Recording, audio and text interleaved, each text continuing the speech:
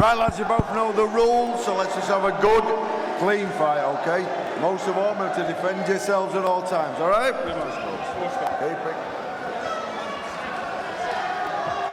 Tail of the tape, Leli Buttigieg unbeaten in 5 so far. The one stoppage, which was on his debut, doesn't really tell the whole story of this 19-year-old's talent and his career so far, up against Swindon's Jensen Irving, who has rarely stopped, just once in his career. He's a good test for Buttigieg. And Barry Jones, I know you've called just about all of Buttigieg's career so far. He's got moves, he flows, loads of talent. What have you liked so far? Yeah, no, it's really good to watch. You know, doesn't rush his work. That's always a good quality for a young kid. Likes to stalk his opponents and sort of like walk him down and work behind the jab. Maybe needs to change the pace now and again if you want to be mega critical, I think, and with that change of pace is where he'll start getting more stoppages, because he is an aggressive fighter. He does put you under pressure throughout the fight when he can, but also he's not the easiest target to hit. And Andy, you right across the amateur scene, and he had plenty of experience and talent from that code. He did. I met him 3 years ago, it would have been, down at Newham. I was doing a bit of coaching down there at the time, just with the nursery, not with him. I wasn't allowed anywhere near fighters of his quality, and correctly so. Whew. And even at that point, he was thinking about professional boxing. He would have been 16 at the time. He'd won a GB junior title. He'd gone to a European Championships and been really well coached by Joey Chapman, Bernie Miller, Paul Maskell. Really good coaching staff down there. And I wasn't surprised to see him turn over young with no senior amateur experience, which quite a few people have done that in recent years. Plenty of tickets sold. Good crowd in to see him tonight. Yeah, and he's big. He's quite big for the weight as well, which I tend to think he's not going to stay at this weight for too much longer. But that gives the advantage edge to be more physical. It's lovely work. Yeah, he's got real flow, and it all starts with a jab, which is great to see. Oh, that's a wicked left hook. Right on the top of the head. A man who has rarely stopped, knows how to survive. Right on the top of the head. He wore that well, Irving, because those kind of shots can be finishers. He's in trouble here, I think. He went down hard there, right onto the seat of his pants, and you could see by the look in his eye, it's caught him high on the head. Oh, those are real discombobulators. Those shots on the temple, high on the head, that's exactly where it landed. He's timing the left hook again. And you see the way he's blinking that he's not recovered from this, Irving. And he's in trouble here because Buttigieg, so I've seen him so far in his career, one of his strengths is he doesn't get too close. He maintains that. Judging with the distance is pretty good for a young prospect. And as I was trying to imply during the introductions, the one knockout on his debut, none since, doesn't really tell the whole story. That says more about this stage of his career, kind of opponents you're up against. But I was going to say it's only a matter of time with his style. That's what I've been saying about the change of pace, because he's been battering opponents from pillar to post. But it's all been the same tempo, and I think they've just been able to get used to it and cover up. Ooh, lovely little step back counter there from Buttigieg. Just the kind of start that he and his team would have been looking for. Great credit to Jensen Irving for surviving that round, because those kind of shots can be finishers. Just see it there, nice little 1-2 just before that, but that lovely long left hook. You see it again now, it's just a nice long left hook. I think it was on the temple. But again, it's a long shot, so lovely. One to the body there, and just uppercut to the body. And a nice long leans back then with the hook. Just gets him on the temple. Body and then upstairs, switched the shot. He'd looked for the left hook off the 3-punch combination earlier in the round, so it was a different end to the means. But because he's so big for the weight, he is long and tall, but he punches long, even with the hooks. You see it there. So it's very hard to punch with him or counter him because of that. Looks a bit like Diego Pacheco, doesn't he? Yeah. Another big, rangy hitter that Matchroom have got on their books.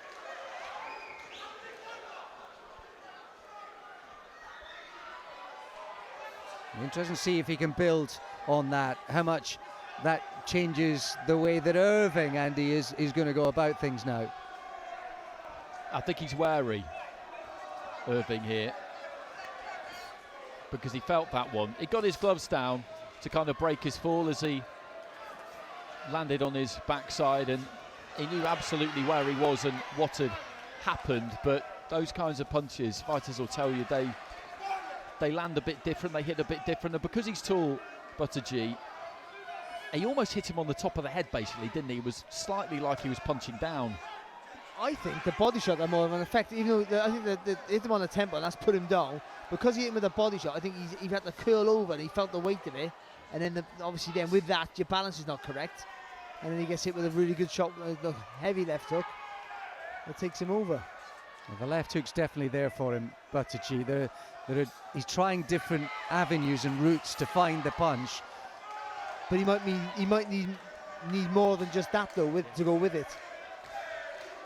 But his flow and his judgment of distance is just absolutely bang on. That's what I mean. So when you look at his record and see he's only stopped one out of 5, not only, that's not bad, but you just go, that's crazy, isn't it? So look how big he is, look, and you see how clean he hits.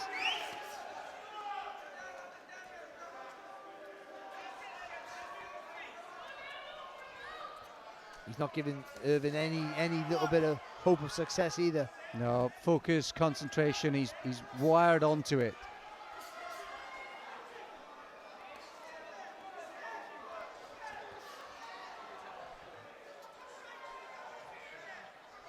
And again, this is a kid who's used to boxing on lower down in the bill, on bigger cards, of course, so he's used to seeing the big lights, but like we've had it recently. Yeah. Well, exactly. Shows. Yeah, I spoke about that last time, didn't I, with Jimmy Sains and George Liddard, who have been on all of those DAZN Matchroom shows, but coming on first, second, or third, when in truth, there's not that many people in the auditorium. This is a different experience for them, with a more intimate crowd, but a noisy one. Plenty of tickets being sold, and you can see the eyes of the fans, and plenty of them. And 2 or 3 hours after up you the used bill to fight as well. it. Yeah, 2 or 3 hours after, even that with your body getting used to that. It's just great experience all round, and a win-win for everyone, isn't it? Because he gets to box towards the top of the bill, have that experience, packed arena, and the promoter gets to sell a load of tickets. Right, let's get some more reaction now with Ali. I'm now here with promoter Johnny Clark. We've reached the co-main event stage. The atmosphere is building nicely in here, isn't it? Yes, I think it's been a perfect evening. Had some real good 50-50 wars, some good journeymen put on some good performances and tested the prospects. And obviously we've got the Matchroom boy that's shining and showing the others. This is the level we need to be at.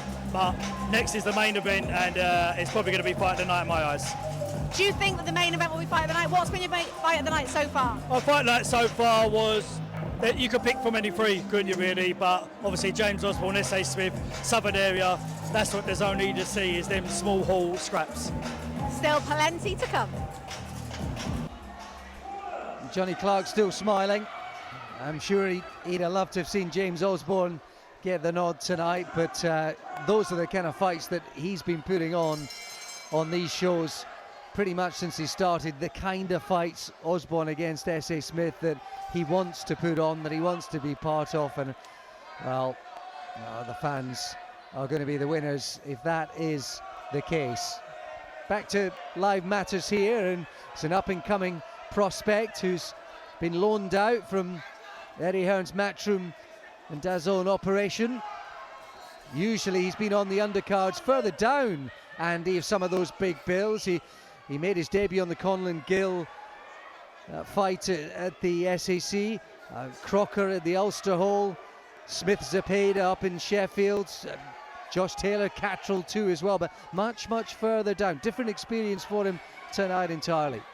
Completely different. It's a great experience doing all of those things that you just described, because you're around a really big fight week and really big fighters all week.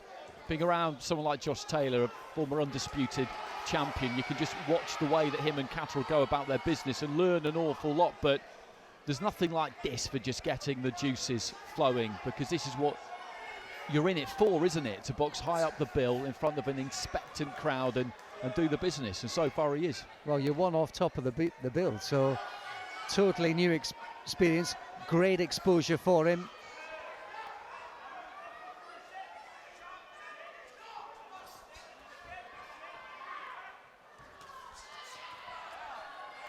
But since that first round knockdown, Irving has has managed to navigate his way through the last round and a half.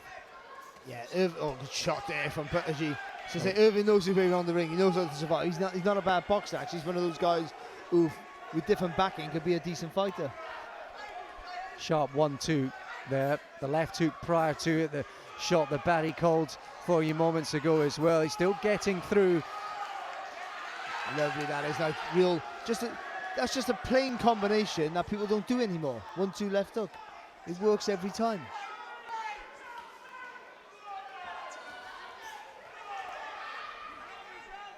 You mentioned it at the start, Barry, and you do wonder where he'll end up weight-wise, because he's nice and tall, but he's not going to stay at super welter very much longer, is he? He's 19, and there's still some growing to do there. Look at his shoulders for a start. You're getting through with the right hand, long right hand a couple of times. He spun the head of Jensen Irving in that exchange.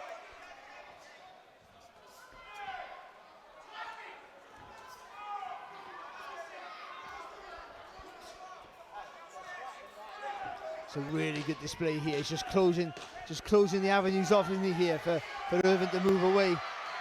Yeah, it's constant pressure. There's a little bit of devil and technique behind all of it, and a deep breath from Irving as he makes his way back to the corner. And you don't see that very often, do you? No, not from him.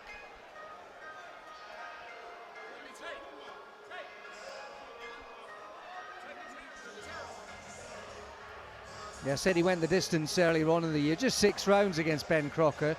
We saw Ben Crocker actually in this ring not so long ago. He ended up in a terrific fight. He's a talent, and he can hit as well, the young Swansea lads. He's unbeaten in 13 now, so you know Irving can work his way, navigate his way around the ring, but he's been under a lot of scrutiny here from an intelligent, rangy fighter in Leli Buttigieg. And as ever, with Al Smith, he never gets too high or low with things. There'll be a lot of fundamentals, just pragmatic, isn't it? Foundations, very pragmatic, yeah. You'll say, do the stuff that you should, just the 1-2 left hook, do the basic stuff, because that's the best stuff and it works. But Buttigieg does more than that. You know, he's intelligent. You see him little feints and he bends his legs and he's looking, always thinking. But the most important thing, and you mentioned it, Andy, earlier, doesn't close that gap. Doesn't get too close. He punches from range all the time. I think that's the asset that he has. And I think if he just keeps doing what he's doing, but maybe increases the intensity slightly, I think he can maybe get the stoppage here in the second half, because this is hard for Irving. And he has recovered pretty well from the knockdown in the first. He doesn't seem to be really feeling it now, but the reality is that takes a chunk off you that you can't really put back. And if he can stick it on him a bit, Buttigieg, here in the right way in the second half, 9 minutes is a long time. Look how long that right hand is. When he missed them, but like he does the thing I say, he turns from the hip and the shoulders and he punches right through the target. As he gets his second, his man strength, he gets a little bit older, that right hand's going to be a real heavy weapon. Oh, it's lovely work. Dipping the knees, coming back at the double left hook. Yeah, a little change of the angle, creating the space. There he whips in the left hook once again. He can't get out of the way, can he, Irving? Which again is a thing that you don't see very often. He's usually very good at slipping and sliding, making you miss.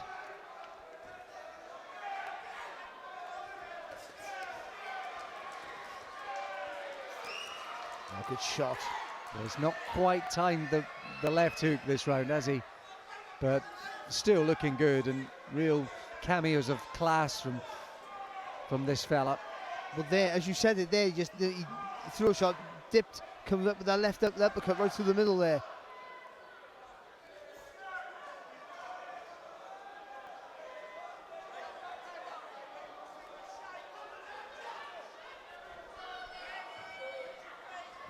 You see what I say about the pace though?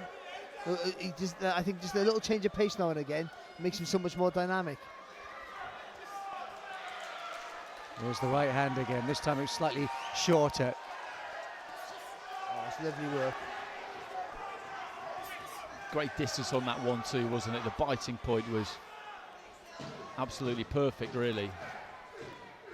And actually, although he's quite loose and his hands are low, Barry, he's quite alert defensively too. Yeah, just little half-quarter step back, or just body slightly back out of range before he comes back into counter. It's quite clever. For the level he's at now, he knows his distance. He knows where he is all the time, so he knows where he's safe. And because he's so much bigger than all the other guys at this weight, it means he can punch with a bit more security and safety. By the way, Andy, that biting point, I'm definitely nicking that. I like that one. It's a good one. I'm going to write it down so I don't forget. How'd you spell it? Well, answer me this then. Most people tell me that when it comes to boxing mechanics, the perfect biting point is when you make contact at about 80% of full extension. So you've still got a bit of bend in the arm. Yeah, that's why I always say punch through the tag. So they say aim for the back of the head. Would you say that's right? Yeah, because if you say aim for the back of the head, that's the extra 10, 15, whatever it is percent that you need to fully extend. It's got to be right on the end of the shot so they feel the whip of the shot, but also you still got to have enough of it to push through as well. If you get them too short, it's just a push and punch. If you get them too long, it's just a slap, which is what I did. That's what makes it super impressive, though, isn't it? When you've got someone who carries that power right to the very end of the punch. Oh, unbelievable. So many things, like a golf swing, so many things can go wrong.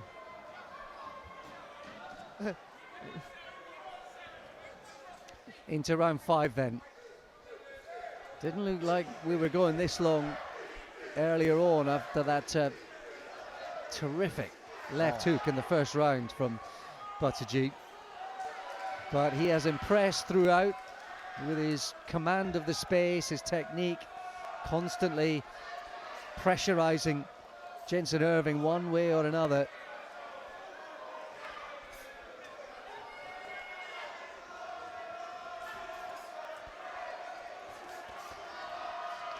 Even the way he throws his double jab left hook, he does it right because he stutter steps with his front foot, so he doesn't take a massive step and punch over the target. It's almost like it's not a touch because he hits you with the shot, but it's a tap really quick, bam bam, and then whack. And that's how you do a double jab. It's to steal the space quickly to get you into range for the power shot. Nice jab. And a flurry. A little moment of foot to the floor from Buttigieg. He's tough, Irving, isn't he? Because he's been caught clean often enough here that he could easily have taken a seat and decided that he didn't fancy any more of this. And I wouldn't really have blamed him, to be honest. Because he's getting caught flush, isn't he? He's not riding any shots here. But he's not just backpedaling, looking for safety. This is a different way to earn your... Oh, he's hurting. Left hook to the body. Terrific shot. He's got back up. Irving. Unbelievably so once again. Hands on hips. It's like delayed reaction. Deep breath once again. Just under a minute to go. Down for the second time in the fight. He's got a flurry up top now. And then whip one down to the body again. 4, 5, 6 shots up high. And then one down below. And the fight might be over there for Buttigieg.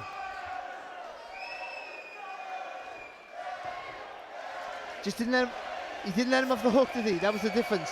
Just maintained a bit more energy. Oh, good shot. Oh, big left hook. The flurry upstairs and then big left hook. Looks like he's going to run out of time here in this round, Buttigieg. And maybe just having put a lot into that, he's happy to back off, conserve some energy. And amazingly, Irving on the front foot. Raw courage from him. Right, let's get back now. Let's get back to Ali. By George Liddard, who was on our last show here, and now you're sat ringside watching. Are you enjoying it? I'm enjoying it. It's great to see, top tier on the zone, and yeah, we packed the place out last time. It's good to see it packed again, and yeah, excited to be here. Yeah, and we saw a great win from you on the last show. Your opponent, we just saw pick up the Southern Area title. It was a great fight. Yeah, he picked up the Southern Area title at a weight above me. obviously beat him comfortably, so now we're looking to move on to bigger things. Have you got your eye on anything particular here tonight? I want the southern area, you know, I want that southern area, my weight, at middleweight. If the fight can get made perfect, if not, maybe we'll have to move on to bigger things. And you're fighting again in 3 weeks' time? 3 weeks, September 28th, Sheffield. Make sure you tune in. Great to have you here. George lit out a familiar face to DAZN viewers, and of course was on the last top-tier show here in Brentwood, and it puts in perspective, actually, I think, doesn't it? The fact that he moved to 8-0, and it was quite controlled ultimately against the new Southern Area champion Andy S.A. Smith. That's a good point, actually. I'd not thought of that, but that gives you a yardstick for where he is, and he's the kind of fighter who wouldn't have turned his nose up at the Southern Area title, but for him to know that that's where he is, that'll be really good for his confidence, sporting the musketeer look, as I would describe it there, which I think is always a winner, isn't it? Like it, Errol Finn. like it. Yeah, but suddenly his stock has risen in terms of performance that he produced last time against S.A. Smith. As we go into the final round then, Barry, impressive performance. There's 2 knockdowns for Leli Buttigieg, and only the toughness, resilience of Jensen Irving has prevented so far a knockout win. Anything more to do? Well, again, when he changed in that last shot, he changed the tempo a little bit and sort of he hit him with the combination, hit with a couple of jabs, and went another combination again. I think that's the key to success for him to get stoppages here. He's been improving at a rapid pace. He really is, and at 19 years of age, I think he still is, and he's 5-0, 6-0 after tonight, and he's ready to move on, but you've got to hold him back. He's too young to move on, isn't he? Yeah, plenty time. Plenty time. But you can't keep putting him in with people who he's playing with, and that's no disrespect to Irving, because he's a really hard man to dominate. Even though he's getting beat, he's hard to dominate against in this manner.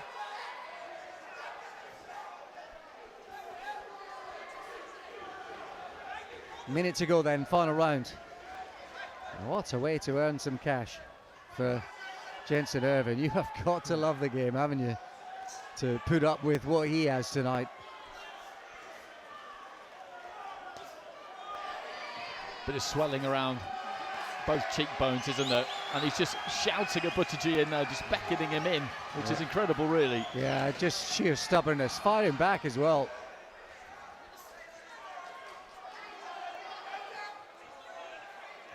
I think Buttigieg just lacks the confidence.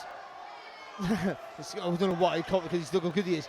No, to rain punches in, and that might just be a lack of confidence in his fitness a little bit. Just stay in there a bit longer and really just let them go. He did it towards the end of the last round, didn't he, where he just got a little bit closer. He was showboating a touch and then peppered him with maybe 5 or 6 rather than 3 and 4. But yeah, I think that's pretty accurate. And he probably is fit enough to do it, but until you do it, you're not sure. Little smile from Buttigieg as if to say, yeah, just landed a 1-2. You are tough. And Irving is. He salutes the crowd, Irving, and well he might. That kid is a talent. Yeah, he's good. Very, very good. He's good. Great to watch. Got most of the shots. Minor criticism when he landed that body shot on the 5th. I think he could have gone after Irving. I think he could have gone after him, and he took his foot off the gas. But that's a very, very minor quibble. He's a teenager. Mad, isn't it? You think he's a teenager. I mean, what you do with him? No, I mean, I'm not saying he's championship quality, but you've got to start giving him better opponents, I think.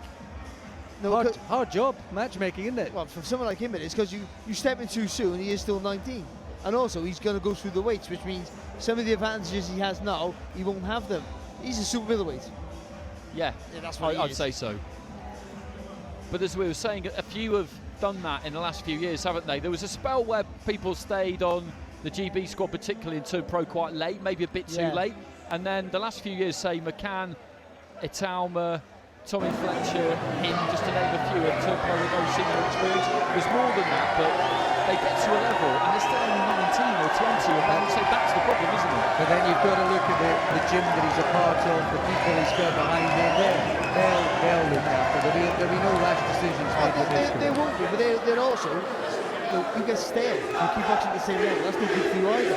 You need Ladies and gentlemen, after 6 rounds of boxing, we go to the referee scorecard. Referee Michael Alexander scores the bout 60-52, and your winner, still undefeated, Leli, the Maltese Monster, Buttigieg.